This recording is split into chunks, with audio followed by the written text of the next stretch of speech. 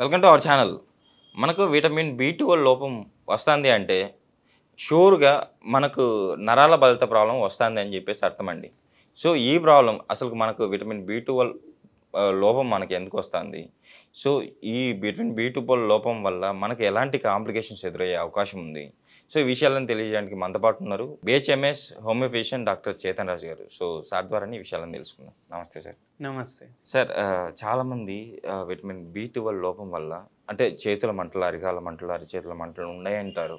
But అలా ఉండడం కాకుండా ఇంకేమైనా కాంప్లికేషన్స్ ఉంటాయా? మనకు వచ్చే ఈ మంటలు ఓన్లీ విటమిన్ బి12 లోపం వల్లనేనా? కొన్ని ఇయర్స్ బ్యాక్ ఏమవుతుండే అంటే మస్తు మందికి విటమిన్ డి డెఫిషియన్సీ ఉంది అనేసి మనకు తెలుస్తుండే రిపోర్ట్లలో. ఇప్పుడు ఏమైపోయిందంటే విటమిన్ డితో పాటు విటమిన్ బి12 కూడా చాలా మందికి డెఫిషియన్సీ వస్తుంది. ఎప్పుడైతే ఈ విటమిన్ బి12 డెఫిషియన్సీ వస్తుంది కదా, అప్పుడు నరాల ప్రాబ్లమ్స్ స్టార్ట్ అవుతాయి పేషెంట్స్లో. ఓకే. ఈ నరాల ప్రాబ్లమ్స్ ఎప్పుడైతే స్టార్ట్ అవుతాయి, పేషెంట్లకు ఎటువంటి సిమ్టమ్లు ఉంటాయంటే, మన దగ్గర ఒక పేషెంట్ ఉండే, ఆ పేషెంట్కి మిడ్ ఏజెసే 28-29 ఇయర్స్ ఉండే.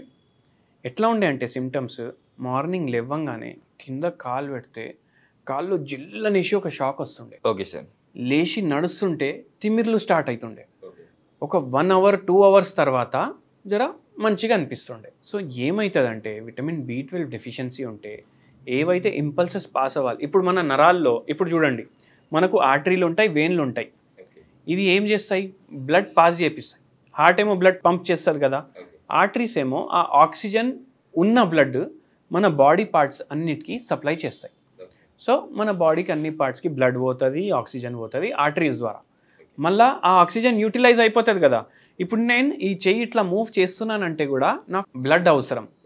సో ఇప్పుడు నేను ఇట్లా చేసిన, అయితే ఆక్సిజన్ యూటిలైజ్ చేసి నేను ఇది ఇక్కడ ఆక్సిజన్ కూడా అంతే అవసరం. ఓకే. సో మళ్ళా ఇది మళ్ళా బ్లడ్ రిటర్న్ రావాలి కదా, అప్పుడు ఆక్సిజన్ ఉండదు దాంట్లో, డీఆక్సిజనేటెడ్ బ్లడ్ అయిపోతుంది అది. ఇప్పుడు మనకు బ్లూ లైన్స్ కనిపిస్తాయి కదా, అవి వెయిన్స్ ఉంటాయి మన బాడీలో. అవి డీఆక్సిజనేటెడ్ బ్లడ్ అన్ని బాడీ పార్ట్స్ నుంచి మళ్ళీ హార్ట్కి రిటర్న్ తీసుకొస్తాయి. ఓకే. సో ఇది బ్లడ్ ఇట్లా పనిచేస్తుంది. కొందరు ఏమనుకుంటారు, నరాల్లో కూడా రక్తం పోతుంది అని అనుకుంటారు, కానీ నరాల్లో రక్తం పోదు. నరాల నుంచి, నరాలంటే ఏంటంటే ఇప్పుడు ఒక బల్బ్ ఉంది, ఆ బల్బ్ వేస్తే ఏమవుతుంది? స్విచ్ ఆన్ చేస్తే పవర్ సప్లై చేస్తుంది, పవర్ ఆఫ్ చేస్తే ఆఫ్ అయిపోతుంది. ఫ్యాన్ కూడా అంతే.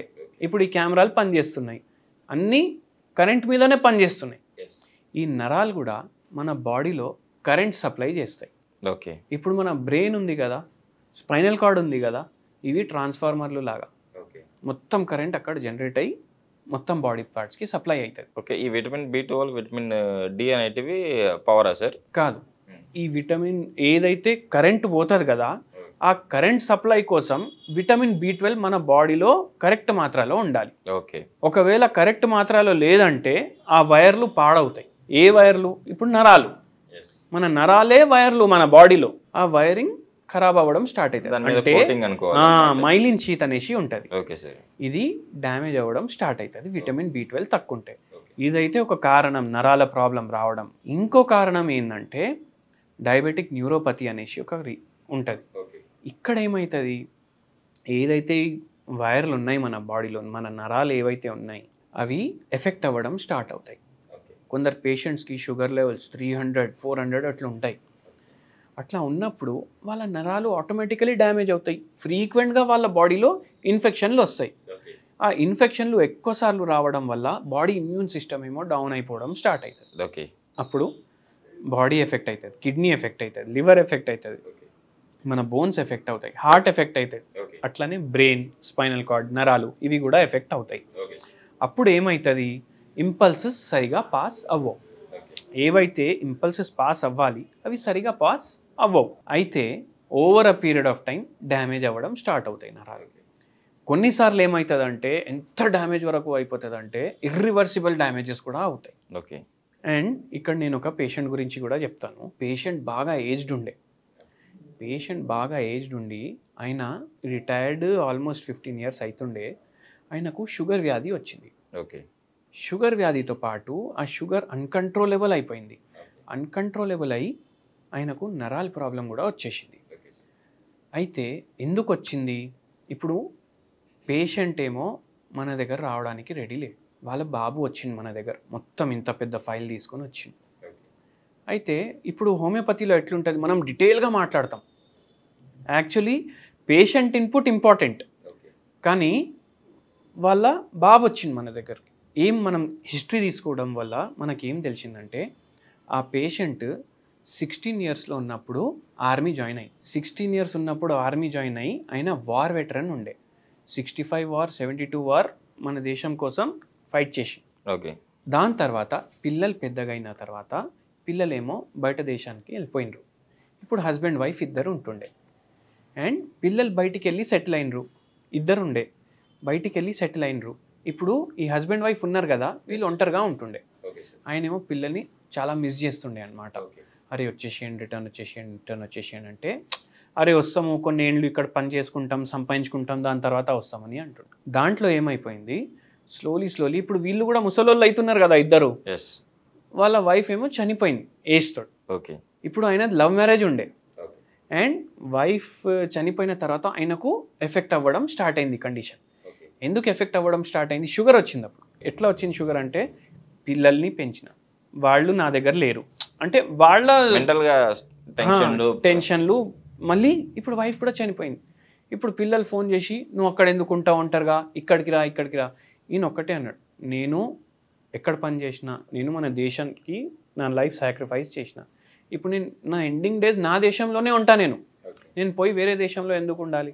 దాని గురించి వాళ్ళ బాబు రిటర్న్ వచ్చేసిండు యూఎస్ నుంచి వాళ్ళ ఫ్యామిలీని తీసుకొని. ఓకే. రిటర్న్ వచ్చేసిన తర్వాత ఇది ఉండే పేషెంట్ది హిస్టరీ, అండ్ డయాబెటీస్ స్టార్ట్ అయింది. మనం మందులు ఇవ్వడం స్టార్ట్ చేసినాం, కొద్దిగా కంట్రోల్ అవ్వడం స్టార్ట్ అయింది. అండ్ ఈ డయాబెటీస్ వల్ల ఆయన నరాలు కూడా ఎఫెక్ట్ అయినాయి. సో కొద్దిగా రిలీఫ్ అనిపించింది పేషెంట్కి. నెక్స్ట్ విజిట్లో పేషెంట్ని తీసుకొని వచ్చింది. అంటే సార్కి ఏమైంది, అరే అవును ఈ మందులకి తగ్గుతుంది, నేను కూడా ఒకసారి పోయి కలుస్తాననేసి ఆ పేషెంట్ కూడా వచ్చిండ్రు. ఆ పేషెంట్ వచ్చినప్పుడు ఆయన అన్నాడు, వాళ్ళ బాబుని బయట కూర్చో అని మాట్లాడడం స్టార్ట్ చేసింది నాతో. అయితే చేతుల్లో తిమ్మిర్లు, పడుకుంటే ఏ సైడ్ పడుకున్నా ఆ సైడ్ మొత్తం నంబైపోవడం, తిమ్మిర్లు రావడం, మళ్ళీ ఇటు సైడ్ పడుకున్నాం అటు సైడ్ తిమ్మిర్లు రావడం, నైట్ మొత్తం ఇట్లనే అవుతుండే. అయితే నేను అడిగాను, మీకు స్ట్రెస్ ఏముంది మీరు చెప్పండి. అయితే ఆయన నాతో అన్నాడు, నాకు హ్యాపీనెస్ లేదు లైఫ్లో. ఎందుకు లేదు అని అడిగాను నేను. మా వైఫ్ ఉండే నాకు సపోర్ట్, ఆమె పోయింది. మళ్ళీ పిల్లలు బయట ఉండే, ఇప్పుడు పిల్లలు వాళ్ళ లైఫ్ సాక్రిఫైస్ చేసుకొని నా కోసం రిటర్న్ వచ్చిండ్రు, నాకు అది నచ్చట్లేదు, నేనైతే అక్కడ పోలేను. కానీ ఇంకో ప్రాబ్లం ఏంటంటే, ఇప్పుడు మా కోడలు నాకు సరిగా చూస్తలేదు, అది అయిన థాట్, అట్లా ఉండే థాట్. సో నాకు రిజెక్టెడ్, నాకు అసలు ఎవ్వరు యాక్సెప్ట్ చేస్తలేరు అనేసి నాకు ఫీలింగ్ ఉంది అని అన్నాడు. నిద్ర కూడా వస్తలేదు సరిగా, కళలు ఏమొస్తాయి అని అడిగినా నేను. ఒకటే కళ వస్తుంది అన్నాడు.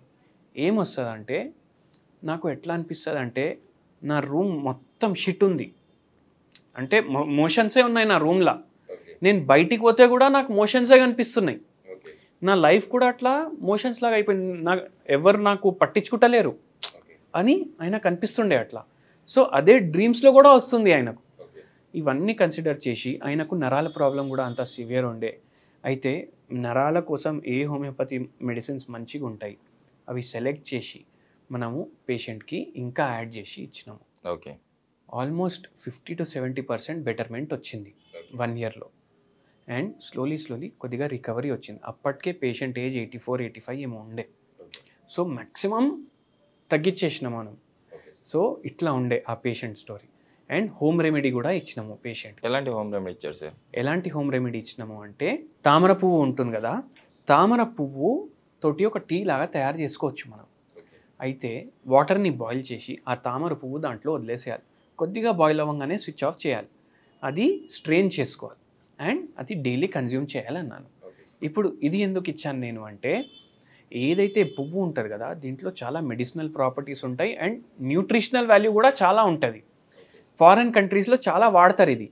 అండ్ ఇది ఏం చేస్తుంది అంటే, ఫస్ట్ థింగ్ బాడీని రిలాక్స్ చేస్తుంది. ఇప్పుడు ఈయనకు మైండ్లో కూడా చాలా స్ట్రెస్ ఉండే, బాడీ మీద కూడా చాలా స్ట్రెస్ ఉండే, సో దాన్ని రిలాక్సేషన్ కోసం హెల్ప్ చేస్తుంది. సెకండ్ థింగ్ ఏం చేస్తుంది అంటే, యాంటీ ఆక్సిడెంట్ ప్రాపర్టీస్ ఉంటాయి. ఓకే. సో అది బాడీలో ఎక్కడైనా స్వెల్లింగ్ ఉంది అది తగ్గించడానికి హెల్ప్ చేస్తుంది. కొద్దిగా ఎనాల్జెసిక్ ప్రాపర్టీస్ ఉంటాయి, అవి కూడా పెయిన్స్ని తగ్గిస్తాయి బాడీలో. ఇప్పుడు నరాల్ బలహీనత అంటే బాడీ లాగడం అట్లా ఉంటుంది, సో అది కూడా కొంచెం తగ్గిస్తుంది. అండ్ ఏదైతే ఇంపల్సెస్ ఉంటాయి, నర్వ్ ఇంపల్సెస్, అది కొద్దిగా బెటర్ చేయడానికి హెల్ప్ చేస్తుంది అనమాట ఇది. సో అందుకే ఇది కూడా ఇచ్చినాము. అండ్ పేషెంట్కి మంచిగా రిలీఫ్ కూడా అనిపించింది. అండ్ ఇంకోటి ఏంటంటే, ఇప్పుడు మన పేషెంట్లు చాలామంది వాళ్ళకు నరాల బలహీనత ప్రాబ్లం ఎవరికైతే ఉందో వాళ్ళు ఇప్పటివరకు హోమియోపతి తీసుకోలేదు అంటే క్యూప్రమ్ మెటాలికమ్ 10 పొటెన్సీ అనేసి ఒక మెడిసిన్ ఉంటుంది. ఇది మీరు డైలీ 5 డ్రాప్స్ 1 కప్ వాటర్లో వేసుకొని తాగితే మీకు జర రిలీఫ్ అనిపిస్తుంది. మీకు అది పూర్తిగా రివర్స్ చేసుకోవాలంటే మీరు మనకు కన్సల్ట్ చేయొచ్చు. షూర్ సార్, కంపల్సరీ ఈ ప్రాబ్లం ఉన్న వాళ్ళు మీకు కాల్ చేసి అంటే ట్రీట్మెంట్ తీసుకొని షూర్గా బయటపడతారు. అట్ ద సేమ్ టైం మీరు చెప్పిన హోమ్ రెమెడీని పాటిస్తూ ఈ ప్రాబ్లం తగ్గించుకుంటారని చెప్పి ఆశిద్దాం సార్. ఇంత మంచి ఇన్ఫర్మేషన్ ఇచ్చారు మన ప్రేక్షకుల కోసం. Thank you sir.